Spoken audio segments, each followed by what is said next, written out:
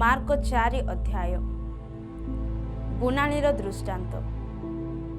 ସେ ସମୁଦ୍ର କୂଳରେ ପୁନର୍ବାର ଶିକ୍ଷା ଦେବାକୁ ଲାଗିଲେ, ଆଉ ଏତେ ଅଧିକ ସଂଖ୍ୟକ ଲୋକ ତାହାଙ୍କ ନିକଟରେ ଏକତ୍ର ହେଲେ ଯେ ସେ ସମୁଦ୍ରରେ ଥିବା ଗୋଟିଏ ନୌକାରେ ଯାଇ ବସିଲେ ଓ ଲୋକସମୂହ ସମୁଦ୍ର ନିକଟବର୍ତ୍ତୀ ସ୍ଥଳରେ ରହିଲେ। ସେତେବେଳେ ଯୀଶୁ ଦୃଷ୍ଟାନ୍ତରେ ସେମାନଙ୍କୁ ଅନେକ ବିଷୟ ଶିକ୍ଷା ଦେବାକୁ ଲାଗିଲେ। ପୁଣି ଆପଣ ଶିକ୍ଷା ମଧ୍ୟରେ ସେମାନଙ୍କୁ କହିଲେ, ଶୁଣ, ଦେଖ, ଜଣେ ବୁଣାଳି ବୁଣିବାକୁ ବାହାରିଲା। ସେ ବୁଣୁ ବୁଣୁ କେତେକ ବିହନ ବାଟ ପାଖରେ ପଡ଼ିଲା। ପୁଣି ଚଢ଼େଇମାନେ ଆସି ସେଗୁଡ଼ିକୁ ଖାଇଗଲେ। ଆଉ କେତେକ ଅଳ୍ପ ମାଟି ଥିବା ପଥୁରିଆ ଭୂମିରେ ପଡ଼ିଲା ଏବଂ ବେଶୀ ମାଟି ନଥିବାରୁ ଶୀଘ୍ର ଗଜା ହେଲା। କିନ୍ତୁ ସୂର୍ଯ୍ୟ ଉଠନ୍ତେ ଜଳି ପଡ଼ିଗଲା ଓ ଚେର ନଥିବାରୁ ଶୁଖିଗଲା। ଆଉ କେତେକ କଣ୍ଟା ଗଛ ଗୁଡ଼ାକ ମଧ୍ୟରେ ପଡ଼ିଲା। ପୁଣି କଣ୍ଟା ଗଛଗୁଡ଼ିକ ଉଠି ବଡ଼ ହୋଇ ସେଗୁଡ଼ିକୁ ଚାପି ପକାଇଲେ ଏବଂ କୌଣସି ଫଳ ଫଳିଲା ନାହିଁ। ପୁଣି ଅନ୍ୟ କେତେକ ଭଲ ଭୂମିରେ ପଡ଼ିଲା, ଆଉ ଗଜା ହୋଇ ବଢ଼ି ଉଠି 30 ଗୁଣ, 60 ଗୁଣ ଓ 100 ଗୁଣ ପର୍ଯ୍ୟନ୍ତ ଫଳ ଫଳିଲା। ପୁଣି ସେ କହିଲେ, ଯାହାର ଶୁଣିବାକୁ କାନ ଅଛି ସେ ଶୁଣୁ। ଦୃଷ୍ଟାନ୍ତର ଉଦ୍ଦେଶ୍ୟ। ସେ ଏକାକୀ ଥିବା ସମୟରେ ତାହାଙ୍କ ସଙ୍ଗୀମାନେ ଦ୍ୱାଦଶଙ୍କ ସହିତ ତାହାଙ୍କୁ ସେହି ଦୃଷ୍ଟାନ୍ତଗୁଡ଼ିକ ବିଷୟରେ ପଚାରିବାକୁ ଲାଗିଲେ। ସେଥିରେ ସେ ସେମାନଙ୍କୁ କହିଲେ, ଈଶ୍ୱରଙ୍କ ରାଜ୍ୟର ନିଗୁଢ଼ ତତ୍ତ୍ୱ ଜାଣିବା ନିମନ୍ତେ ତୁମ୍ଭମାନଙ୍କୁ ଶକ୍ତି ଦିଆଯାଇଅଛି, କିନ୍ତୁ ସେହି ବାହାର ଲୋକମାନଙ୍କୁ ସମସ୍ତ ବିଷୟ ଦୃଷ୍ଟାନ୍ତରେ କୁହାଯାଉଅଛି, ଯେପରି ସେମାନେ ଦେଖୁ ଦେଖୁ ଜ୍ଞାତ ହୁଅନ୍ତି ନାହିଁ, ପୁଣି ଶୁଣୁ ଶୁଣୁ ବୁଝନ୍ତି ନାହିଁ, କାଳେ ସେମାନେ ଫେରି ଆସନ୍ତି ଓ କ୍ଷମାପ୍ରାପ୍ତ ହୁଅନ୍ତି। ବୁଣାଳିର ଦୃଷ୍ଟାନ୍ତର ତାତ୍ପର୍ଯ୍ୟ। ଯୀଶୁ ପୁଣି ସେମାନଙ୍କୁ କହିଲେ, ତୁମ୍ଭେମାନେ କି ଏହି ଦୃଷ୍ଟାନ୍ତ ବୁଝୁନାହଁ? ତେବେ କିପରି ସମସ୍ତ ଦୃଷ୍ଟାନ୍ତ ବୁଝିବ? ବୁଣାଳି ବାକ୍ୟ ବୁଣେ। ଯେଉଁମାନେ ଶୁଣନ୍ତି, ପୁଣି ଶୁଣିବା କ୍ଷଣି ଶୟତାନ ଆସି ସେମାନଙ୍କଠାରେ ବୁଣାଯାଇଥିବା ବାକ୍ୟ ହରଣ କରିନିଏ। ସେମାନେ ବାକ୍ୟ ବୁଣାଯାଇଥିବା ବାଟ ପାଖ ଭୂମି ସଦୃଶ। ସେହିପରି ଯେଉଁମାନେ ବାକ୍ୟ ଶୁଣି ବା କ୍ଷଣି ଆନନ୍ଦରେ ଗ୍ରହଣ କରନ୍ତି, କିନ୍ତୁ ସେମାନଙ୍କଠାରେ ଚେର ନ ମାଡ଼ିବାରୁ କ୍ଷଣକାଳ ମାତ୍ର ସ୍ଥିର ରୁହନ୍ତି, ପରେ ବାକ୍ୟ ସକାଶେ କ୍ଲେଶ ବା ତାଡ଼ନା ଘଟିଲେ ସେହି କ୍ଷଣି ବିଘ୍ନ ପାଆନ୍ତି, ସେମାନେ ବୁଣାଯାଇଥିବା ପଥୁରିଆ ଭୂମି ସଦୃଶ। ଆଉ ଯେଉଁମାନେ ବାକ୍ୟ ଶୁଣନ୍ତି, ପୁଣି ସାଂସାରିକ ଚିନ୍ତା, ଧନର ମାୟା ଏବଂ ଅନ୍ୟ ସମସ୍ତ ବିଷୟର ଲାଲସା ପ୍ରବେଶ କରି ବାକ୍ୟକୁ ଚାପି ପକାଏ ଓ ତାହା ଫଳହୀନ ହୁଏ, ସେହି ଅନ୍ୟ ପ୍ରକାର ଲୋକ ବୁଣାଯାଇଥିବା କଣ୍ଟକମୟ ଭୂମି ସଦୃଶ୍ୟ। ଆଉ ଯେଉଁମାନେ ବାକ୍ୟ ଶୁଣି ତାହା ଗ୍ରହଣ କରନ୍ତି ଏବଂ 30 ଗୁଣ, 60 ଗୁଣ ଓ 100 ଗୁଣ ଫଳ ଫଳନ୍ତି, ସେମାନେ ବୁଣାଯାଇଥିବା ଉତ୍ତମ ଭୂମି ସଦୃଶ। ମାନତଳ ଦୀପ। ପୁନଶ୍ଚ ଯୀଶୁ ସେମାନଙ୍କୁ କହିଲେ, ଦୀପ କ'ଣ ମାନତଳେ ବା ଖଟ ତଳେ ରଖାଯିବା ନିମନ୍ତେ ଅଣାଯାଏ? ଦୀପ ରୁଖା ଉପରେ ରଖାଯିବା ନିମନ୍ତେ କି ତାହା ଅଣାଯାଏ ନାହିଁ, କାରଣ ପ୍ରକାଶିତ ନ ହେବା ଉଦ୍ଦେଶ୍ୟରେ କିଛି ଗୁପ୍ତ ନାହିଁ, ଆଉ ଯାହା ଗୁପ୍ତ ହୋଇଅଛି ତାହା ପ୍ରକାଶିତ ହେବା ଉଦ୍ଦେଶ୍ୟରେ ଗୁପ୍ତ ହୋଇଅଛି। ଯଦି କାହାର ଶୁଣିବାକୁ କାନ ଅଛି ସେ ଶୁଣୁ। ଯୀଶୁ ପୁଣି ସେମାନଙ୍କୁ କହିଲେ, କ'ଣ ଶୁଣୁଅଛ ସେ ବିଷୟରେ ସାବଧାନ। ଯେଉଁ ମାପରେ ମାପ କର, ସେହି ମାପରେ ତୁମ୍ଭମାନଙ୍କୁ ମୋପାଇ ଦିଆଯିବ ଏବଂ ତୁମ୍ଭମାନଙ୍କୁ ଅଧିକ ଦିଆଯିବ। କାରଣ ଯାହା ହଜିଅଛି ତାହାକୁ ଦିଆଯିବ, ଆଉ ଯାହାର ନାହିଁ, ତାହା ପାଖରେ ଯାହା ଅଛି ତାହା ସୁଦ୍ଧା ତାହାଠାରୁ ନିଆଯିବ। ଅଙ୍କୁର ବୃଦ୍ଧି ଦୃଷ୍ଟାନ୍ତ। ଆହୁରି ସେ କହିଲେ, ଈଶ୍ୱରଙ୍କ ରାଜ୍ୟ ଏହି ପ୍ରକାରର, ଯେପରି ଜଣେ ଲୋକ ଭୂମିରେ ବିହନ ବୁଣେ, ପୁଣି ରାତ୍ରିରେ ନିଦ୍ରା ଯାଏ ଓ ଦିବସରେ ଜାଗ୍ରତ ହୁଏ, ଆଉ ବିହନ କିପରି ଅଙ୍କୁରିତ ହୋଇ ବୃଦ୍ଧି ପାଏ ତାହା ସେ ଜାଣେ ନାହିଁ। ଭୂମି ଆପେ ଫଳ ଉତ୍ପନ୍ନ କରେ, ପ୍ରଥମରେ ପତ୍ର, ପରେ ସୀସା, ତାହାପରେ ସୀସାରେ ପୂର୍ଣ୍ଣ ଶସ୍ୟ। କିନ୍ତୁ ଶସ୍ୟ ପାଚିଲା କ୍ଷଣି ଫସଲ ସମୟ ଉପସ୍ଥିତ ହେବାରୁ ସେ ଦାଆ ଲଗାଏ। ସରିଷ ଦାନାର ଦୃଷ୍ଟାନ୍ତ। ଯୀଶୁ ପୁଣି କହିଲେ, ଆମ୍ଭେମାନେ କାହା ସାଙ୍ଗରେ ଈଶ୍ୱରଙ୍କ ରାଜ୍ୟର ତୁଳନା କରିବା? କିମ୍ବା କେଉଁ ଦୃଷ୍ଟାନ୍ତ ତାହା ବୁଝାଇବା? ତାହା ଗୋଟିଏ ସରିଷ ଦାନା ପରି ଭୂମିରେ ବୁଣାଯିବା ସମୟରେ ତାହା ପୃଥିବୀର ସମସ୍ତ ବୀଜଠାରୁ କ୍ଷୁଦ୍ର, ମାତ୍ର ବୁଣାଗଲା ତାହା ବଢ଼ି ଉଠି ସବୁ ଶାଗଠାରୁ ବଡ଼ ହୁଏ। ପୁଣି ତାହାର ଏପରି ବଡ଼ ବଡ଼ ଡାଳ ହୁଏ ଯେ ଆକାଶର ଚଢ଼େଇମାନେ ତାହାର ଛାୟାରେ ବାସ କରିପାରନ୍ତି। ଯୀଶୁ ଏହି ପ୍ରକାର ଅନେକ ଦୃଷ୍ଟାନ୍ତ ଦ୍ୱାରା ସେମାନଙ୍କୁ ଶୁଣିବା ଶକ୍ତି ଅନୁସାରେ ସେମାନଙ୍କ ନିକଟରେ ବାକ୍ୟ ପ୍ରଚାର କରୁଥିଲେ। ଆଉ ଦୃଷ୍ଟାନ୍ତ ବିନା ଯୀଶୁ ସେମାନଙ୍କ ନିକଟରେ କୌଣସି କଥା କହୁନଥିଲେ। କିନ୍ତୁ ଯୀଶୁ ଗୋପନରେ ଆପଣା ଶିଷ୍ୟମାନଙ୍କୁ ସମସ୍ତ ବିଷୟ ବୁଝାଇ ଦେଉଥିଲେ। ଝଡ଼ ଉପରେ ଅଧିକାର। ସେହିଦିନ ସନ୍ଧ୍ୟା ହୁଅନ୍ତେ ଯୀଶୁ ସେମାନଙ୍କୁ କହିଲେ, ଆସ ଆରପାରିକି ଯିବା। ସେଥିରେ ସେମାନେ ଲୋକସମୂହକୁ ପରିତ୍ୟାଗ କରି ସେ ଯେପରି ଥିଲେ ସେହିପରି ତାହାଙ୍କୁ ନୌକା ସାଙ୍ଗରେ ଘେନିଗଲେ। ପୁଣି ଅନ୍ୟାନ୍ୟ ନୌକା ମଧ୍ୟ ତାହାଙ୍କ ସହିତ ଥିଲା। ଆଉ ପ୍ରବଳ ତୋଫାନ ହେଲା। ପୁଣି ତରଙ୍ଗର ଆଘାତରେ ନୌକା ଜଳରେ ପୂର୍ଣ୍ଣ ହେବାକୁ ଲାଗିଲା। ସେତେବେଳେ ସେ ନୌକାର ପଛ ମଙ୍ଗରେ ମୁଚୁଣାରେ ମୁଣ୍ଡ ଦେଇ ଶୋଇ ପଡ଼ିଥିଲେ। ଆଉ ସେମାନେ ତାହାଙ୍କୁ ଉଠାଇ କହିଲେ, ହେ ଗୁରୁ, ଆମେ ମଲୁ, ଆପଣଙ୍କର କ'ଣ ଚିନ୍ତା ନାହିଁ?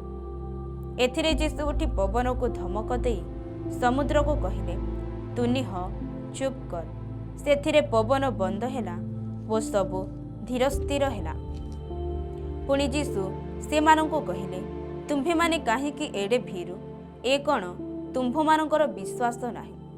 ସେଥିରେ ସେମାନେ ଅତ୍ୟନ୍ତ ଭୀତ ହୋଇ ପରସ୍ପର କହିବାକୁ ଲାଗିଲେ, ଏ ତେବେ କିଏ ଯେ ପବନ ଓ ସମୁଦ୍ର ଉଭୟ ଏହାଙ୍କ ଆଜ୍ଞା ମାନନ୍ତି? ମାର୍କ 5 ଅଧ୍ୟାୟ। ବାହିନୀ ଭୂତଗ୍ରସ୍ତ ଲୋକର ସୁସ୍ଥତା।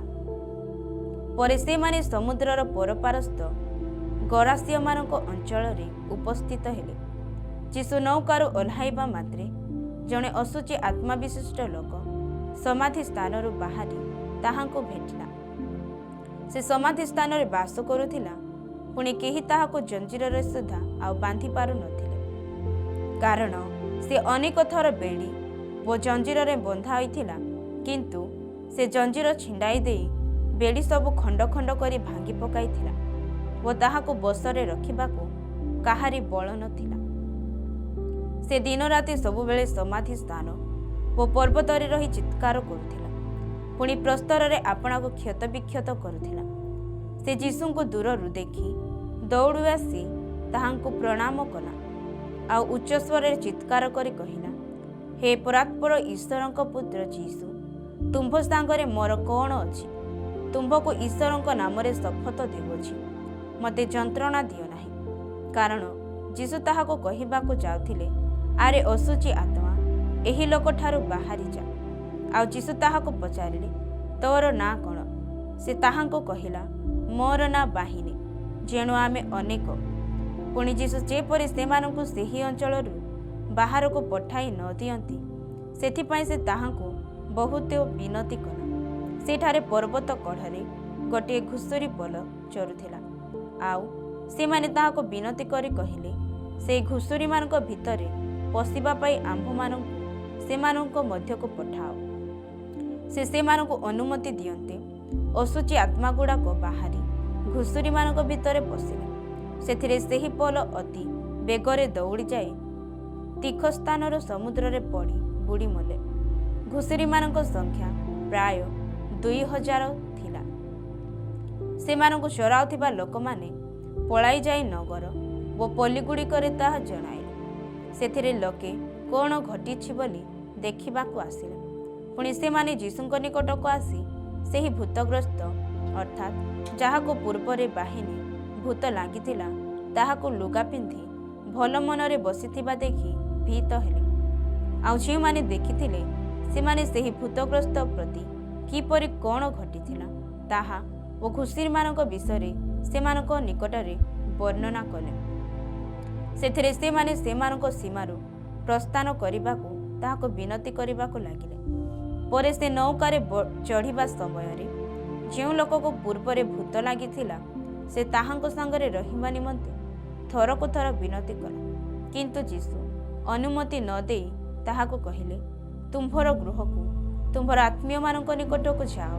ପୁଣି ପ୍ରଭୁ ତୁମ୍ଭ ନିମନ୍ତେ ଯେ କର୍ମ କରିଅଛନ୍ତି ଓ ତୁମ୍ଭ ପ୍ରତି ଯେଉଁ ଦୟା ଦେଖାଇଅଛନ୍ତି ସେହି ସବୁ ସେମାନଙ୍କୁ ଜଣାଅ। ତହିଁରେ ସେ ଚାଲିଯାଇ ଯୀଶୁ ତା ନିମନ୍ତେ ଯେ କର୍ମ କରିଥିଲେ ସେହି ସବୁ ଦେକାପୋଲିରେ ଘୋଷଣା କରିବାକୁ ଲାଗିଲା। ସେଥିରେ ସମସ୍ତେ ଚମତ୍କୃତ ହେଲେ। ମୃତ ବାଲିକା ଜୀବିତ, ପ୍ରଦର ରୋଗଗ୍ରସ୍ତା ସୁସ୍ଥ। ଯୀଶୁ ନୌକାର ପାର ହୋଇ ପୁନର୍ବାର ଅପର ପାରିକି ବାହୁଡ଼ି ଆସନ୍ତେ ବହୁ ସଂଖ୍ୟକ ଲୋକ ତାହାଙ୍କ ନିକଟରେ ଏକତ୍ର ହେଲେ, ଆଉ ସେ ସମୁଦ୍ର କୂଳରେ ରହିଲେ।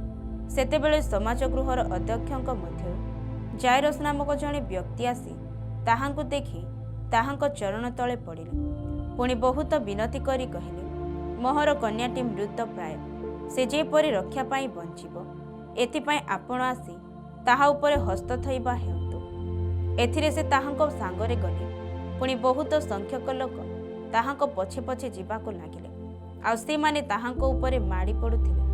ସେତେବେଳେ 12 ବର୍ଷ ପର୍ଯ୍ୟନ୍ତ ପ୍ରଦରା ରୋଗାଗ୍ରସ୍ତ ଜଣେ ସ୍ତ୍ରୀ ଲୋକ, ଯେ କି ଅନେକ ବୈଦ୍ୟଙ୍କ ଦ୍ୱାରା ବହୁ କ୍ଲେଶ ଭୋଗ କରି ସର୍ବସ୍ୱ ବ୍ୟୟ କରିଥିଲେ ହେଁ କିଛି ମାତ୍ର ଉପକାର ନ ପାଇ ବରଂ ଅଧିକ ପୀଡ଼ିତ ହୋଇ ପଡ଼ିଥିଲା।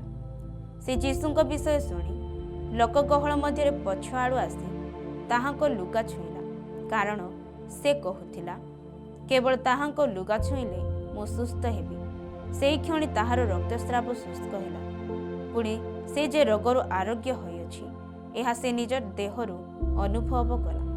ତତ୍କ୍ଷଣାତ୍ ଯୀଶୁ ଆପଣାଠାରୁ ଶକ୍ତି ନିର୍ଗତ ହେବା ଅନ୍ତରରେ ଜ୍ଞାତ ହୋଇ ଲୋକଗହଳ ମଧ୍ୟରେ ବୁଲି ପଡ଼ି କହିଲେ, କିଏ ମୋହର ଲୁଗା ଛୁଇଁଲା? ତାହାଙ୍କ ଶିଷ୍ୟମାନେ ତାହାଙ୍କୁ କହିଲେ, ଆପଣ ଦେଖୁଅଛନ୍ତି ଯେ ଲୋକ ସମୂହ ଆପଣଙ୍କ ଉପରେ ମାଡ଼ି ପଡ଼ୁଅଛନ୍ତି। ଆପଣ କ'ଣ କହୁଅଛନ୍ତି, କିଏ ମୋତେ ଛୁଇଁଲା? କିନ୍ତୁ ଯେ ଏହା କରିଥିଲା ତାହାକୁ ଦେଖିବା ନିମନ୍ତେ ସେ ଚତୁର୍ଦିଗରେ ଦୃଷ୍ଟିପାତ କରିବାକୁ ଲାଗିଲେ। ସେଥିରେ ସେହି ସ୍ତ୍ରୀ ଲୋକଟି ଆପଣା ପ୍ରତି ଯାହା ଘଟିଅଛି ତାହା ଜାଣି ଭୟରେ ଥରି ଥରି ଆସି ତାହାଙ୍କ ଚରଣ ତଳେ ପଡ଼ି ସମସ୍ତ ସତ୍ୟ କଥା ତାହାଙ୍କୁ କହିଲା। ତହିଁରେ ଯୀଶୁ ତାହାଙ୍କୁ କହିଲେ, ବତ୍ସେ, ତୋହର ବିଶ୍ୱାସ ତୋତେ ସୁସ୍ଥ କରିଅଛି। ଶାନ୍ତିରେ ଚାଲିଯା ଓ ତୋହର ରୋଗରୁ ଆରୋଗ୍ୟ ହୋଇଥା।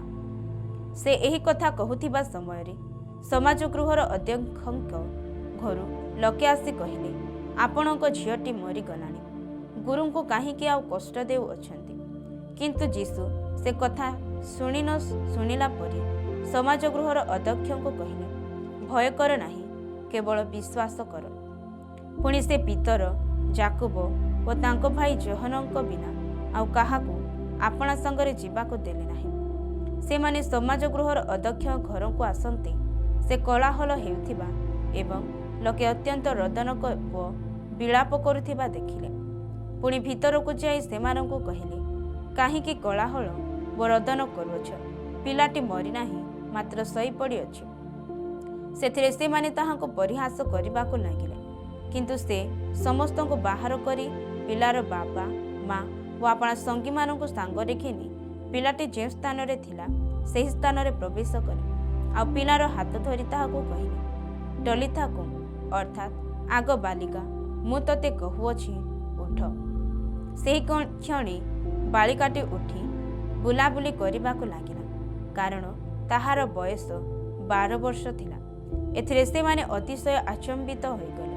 ପୁଣି କେହି ଯେପରି ଏ ବିଷୟ ନ ଜାଣେ ଏଥିପାଇଁ ସେ ସେମାନଙ୍କୁ ଅତି ଦୃଢ଼ ରୂପେ ଆଜ୍ଞା ଦେଲେ, ଆଉ ବାଳିକାକୁ କିଛି ଖାଇବାକୁ ଦେବା ପାଇଁ କହିଲେ। ମାର୍କ 6 ଅଧ୍ୟାୟ। ନାଜରିତରେ ଯୀଶୁ ଉପେକ୍ଷିତ।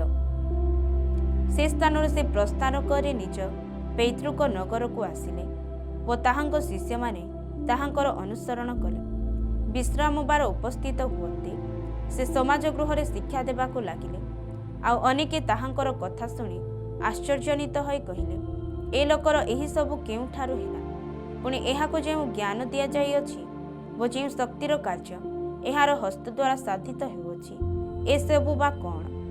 ଏ କି ସେହି ବଢ଼େଇର ପୁଅ ନୁହେଁ?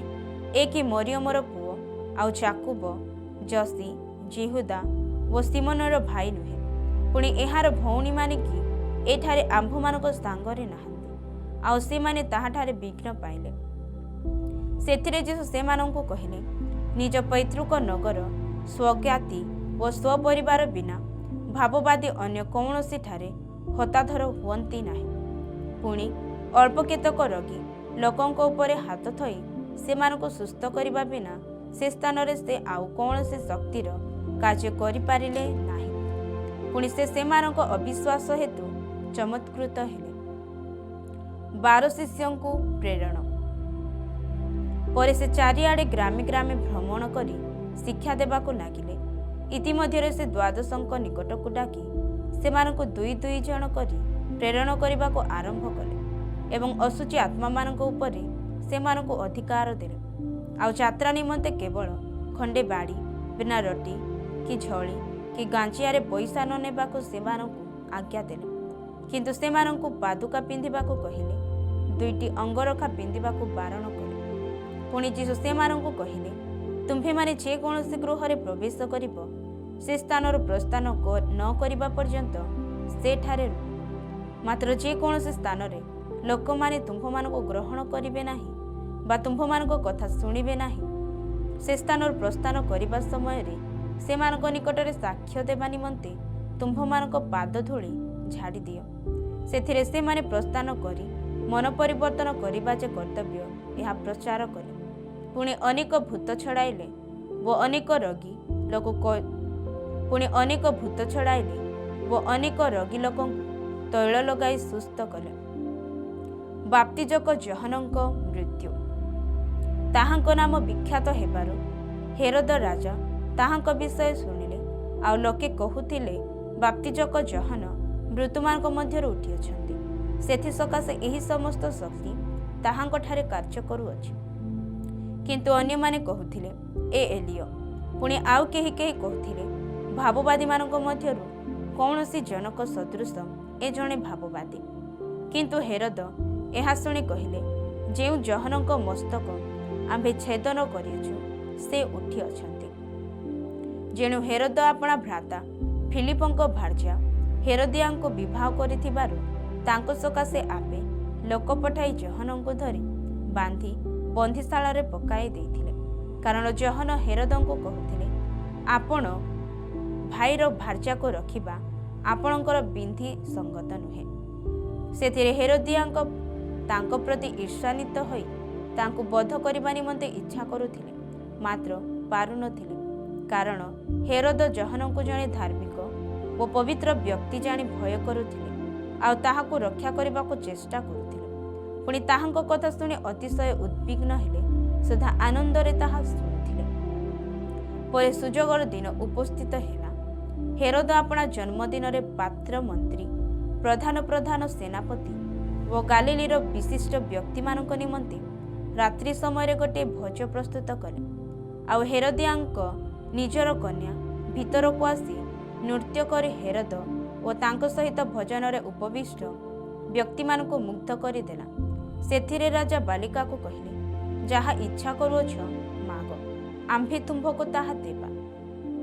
ପୁଣି ସେ ତାହା ନିକଟରେ ଶପଥ କଲେ, ତୁମ୍ଭେ ଆମ୍ଭକୁ ଯାହା କିଛି ମାଗିବ, ରାଜ୍ୟର ଅର୍ଦ୍ଧେକ ପର୍ଯ୍ୟନ୍ତ ଆମ୍ଭେ ତୁମ୍ଭକୁ ଦେବା।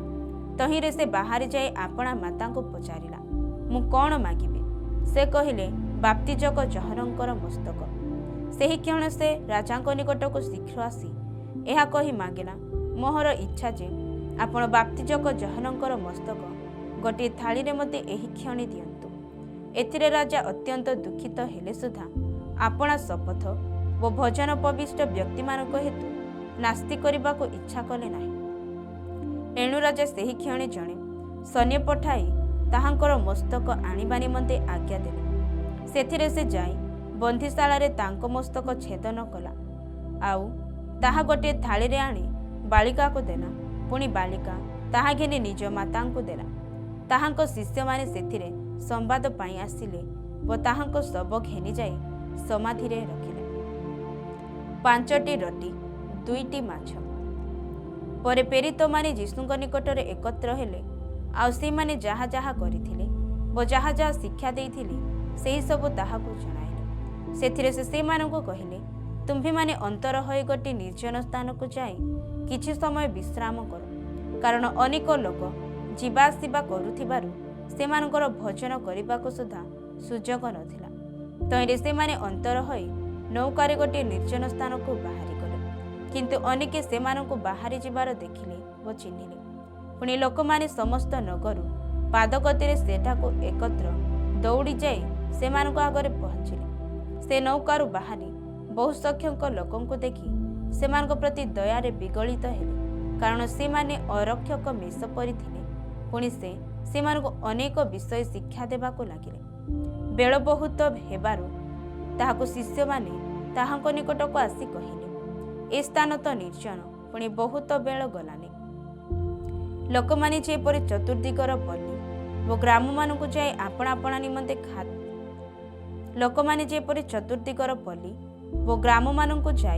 ଆପଣା ଆପଣା ନିମନ୍ତେ ଖାଇବା ପାଇଁ କିଛି କିଣନ୍ତି, ଏଥି ନିମନ୍ତେ ସେମାନଙ୍କୁ ବିଦାୟ ଦିଅନ୍ତୁ। କିନ୍ତୁ ଯୀଶୁ ସେମାନଙ୍କୁ ଉତ୍ତର ଦେଲେ, ତୁମ୍ଭେମାନେ ସେମାନଙ୍କୁ ଭୋଜନ କରାଅ। ସେମାନେ ତାହାଙ୍କୁ କହିଲେ, ଆମ୍ଭେମାନେ କ'ଣ ଯାଇ 100 ଟଙ୍କାର ରୋଟି କିଣି ଏମାନଙ୍କୁ ଭୋଜନ କରାଇବା? ସେ ସେମାନଙ୍କୁ କହିଲେ, ତୁମ୍ଭମାନଙ୍କ ପାଖରେ କେତୋଟି ରୋଟି ଅଛି, ଯାଇ ଦେଖ। ସେମାନେ ବୁଝି ଆସି ତାହାଙ୍କୁ କହିଲେ, 5ଟି ପୁଣି 2ଟି ମାଛ। ସେଥିରେ ସମସ୍ତେ ଯେପରି ଦଳ ଦଳ ହୋଇ କଅଁଳ ଘାସ ଉପରେ ବସନ୍ତି, ଏଥିପାଇଁ ସେ ସେମାନଙ୍କୁ ଆଜ୍ଞା ଦେଲେ। ତହିଁରେ ସେମାନେ 100 ଓ 50 ଜଣ କରି ଦଳ ଦଳ ହୋଇ ବସିଲେ। ପରେ ଯୀଶୁ ସେହି 5ଟି ରୋଟି ଓ 2ଟି ମାଛ ଘେନି ସ୍ୱର୍ଗ ଆଡ଼େ ଊର୍ଦ୍ଧ୍ୱଦୃଷ୍ଟି କରି ଆଶୀର୍ବାଦ କଲେ ଏବଂ ରୋଟିଗୁଡ଼ିକ ଭାଙ୍ଗି ଲୋକମାନଙ୍କୁ ପରିବେଷଣ କରିବା ନିମନ୍ତେ ଶିଷ୍ୟମାନଙ୍କୁ ଦେବାକୁ ଲାଗିଲେ। ପୁଣି ସେହି 2 ମାଛ ସେ ସମସ୍ତଙ୍କ ମଧ୍ୟରେ ଭାଗ କରିଦେଲେ। ସେଥିରେ ସମସ୍ତେ ଭୋଜନ କରି ତୃପ୍ତ ହେଲେ। ଆଉ ସେମାନେ ଭଙ୍ଗା ରୋଟି ଉଠାଇ 12 ଟୋକାଇ ଭର୍ତ୍ତି କଲେ ଏବଂ ମାଛରୁ ମଧ୍ୟ କିଛି କିଛି ଗୋଟାଇଲେ। ରୋଟି ଖାଇବା ଲୋକମାନେ 5000 ପୁରୁଷ ଥିଲେ। ଯୀଶୁଙ୍କ ଜଳ ଉପରେ ଚାଲିବା। ସେହି କ୍ଷଣି ସେ ଆପଣା ଶିଷ୍ୟମାନଙ୍କୁ ନୌକାରେ ଚଢ଼ି ବେଥସାଇଦା ଆଡ଼କୁ ଅପର ପାରିକି ଆଗରେ ଯିବା ପାଇଁ ବଳାଇଲେ। ପୁଣି ସେ ଇତିମଧ୍ୟରେ ଲୋକସମୂହକୁ ବିଦାୟ ଦେଲେ। ସେମାନଙ୍କଠାରୁ ବିଦାୟ ନେଲା ଉତ୍ତାରେ ସେ ପ୍ରାର୍ଥନା କରିବା ନିମନ୍ତେ ପର୍ବତକୁ ଗଲେ। ସନ୍ଧ୍ୟା ହେବା ପରେ ନୌକାଟି ସମୁଦ୍ରର ମଧ୍ୟଭାଗରେ ଥିଲା ଓ ସେ ସ୍ଥଳରେ ଏକାକୀ ଥିଲେ। ପ୍ରତିକୂଳ ବାୟୁଦ୍ୱା ହେତୁ ସେମାନଙ୍କୁ ନୌକା ବାହାରିବାରେ କଷ୍ଟ ପାଉଥିବା ଦେଖି ସେ ପ୍ରାୟ ରାତ୍ରିର 4ର୍ଥ ପ୍ରହରରେ ସମୁଦ୍ର ଉପରେ ଚାଲି ସେମାନଙ୍କ ପାଖକୁ ଆସିଲେ। ଆଉ ସେମାନଙ୍କ ପାଖ ଦେଇ ଆଗକୁ ଚାଲିବା ପାଇଁ ଉଦ୍ୟତ ଥିଲେ। କିନ୍ତୁ ସେମାନେ ତାହାଙ୍କୁ ସମୁଦ୍ର ଉପରେ ଚାଲିବା ଦେଖି ଭୂତ ବୋଲି ଭାବି ଚିତ୍କାର କଲେ, କାରଣ ସମସ୍ତେ ତାହାଙ୍କୁ ଦେଖି ଉଦ୍ବିଗ୍ନ ହୋଇଥିଲେ। ମାତ୍ର ଯୀଶୁ ସେହି କ୍ଷଣି ସେମାନଙ୍କ ସହିତ କଥାବାର୍ତ୍ତା କରି ସେମାନଙ୍କୁ କହିଲେ, ସାହସ ଧର, ଏ ତ ମୁଁ, ଭୟ କର ନାହିଁ। ପୁଣି ସେ ସେମାନଙ୍କ ନିକଟକୁ ଯାଇ ନୌକାରେ ଚଢ଼ିଲେ, ଆଉ ପବନ ବନ୍ଦ ହେଲା। ସେଥିରେ ସେମାନେ ମନେ ମନେ ଅତ୍ୟନ୍ତ ଆଚମ୍ବିତ ହେଲେ, କାରଣ ରୋଟିର ଘଟଣାରେ ସେମାନଙ୍କର ଜ୍ଞାନ ଜନ୍ମି ନଥିଲା, ଯେଣୁ ସେମାନଙ୍କ ହୃଦୟ ଜଡ଼ ହୋଇଥିଲା। ଗିନେସେରତରେ ରୋଗୀଙ୍କ ସୁସ୍ଥତା। ସେମାନେ ପାର ହୋଇ ଗିନେସରତ ଅଞ୍ଚଳରେ ପହଞ୍ଚି କୂଳରେ ନୌକା ବାନ୍ଧିଲେ।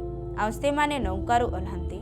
ଲୋକମାନେ ସେହି କ୍ଷଣି ତାହାକୁ ଚିହ୍ନି ସେହି ସମସ୍ତ ଅଞ୍ଚଳର ଚାରିଆଡ଼େ ଦୌଡ଼ିଗଲେ। ପୁଣି ସେ ଯେଉଁ ଯେଉଁ ସ୍ଥାନରେ ଅଛନ୍ତି ବୋଲି ଶୁଣିଲେ, ସେହି ସ୍ଥାନକୁ ପୀଡ଼ିତ ଲୋକମାନଙ୍କୁ ଖଟିଆରେ ବହି ଆଣିବାକୁ ଲାଗିଲେ। ପୁଣି ସେ ଯେଉଁ ଯେଉଁ ଗ୍ରାମ, ନଗର ବା ପଲ୍ଲୀରେ ପ୍ରବେଶ କଲେ, ଲୋକେ ସେହି ସବୁ ସ୍ଥାନର ହାଟ ବଜାର ମାନଙ୍କରେ ରୋଗୀମାନଙ୍କୁ ଥୋଇ ଦେଇ ସେମାନେ ଯେପରି ତାହାଙ୍କର ବସ୍ତ୍ରର ଝୁମ୍ପା ଛୁଅନ୍ତି, ଏହା ତାହାଙ୍କୁ ବିନତି କରିବାକୁ ଲାଗିଲେ। ଆଉ ଯେତେ ଲୋକ ତାହାଙ୍କୁ ଛୁଇଁଲେ ସମସ୍ତେ ସୁସ୍ଥ ହେଲେ।